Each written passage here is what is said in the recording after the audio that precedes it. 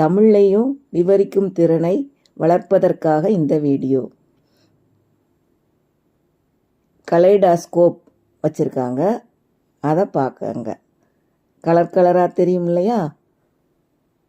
பாவை இந்த பொண்ணு அதை வாங்கி பார்க்கிறார். அவங்க தான் அதை வீட்டில் செஞ்சாங்க. இப்போ அந்த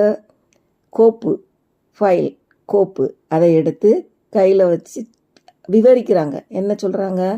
இது எப்படி பண்ணினாங்க, அவங்க ப்ராஜெக்ட் அப்படின்னு சொல்கிறாங்க. அதை எப்படி அவங்க பண்ணாங்க அப்படிங்கிறத நமக்கு சொல்கிறாங்க.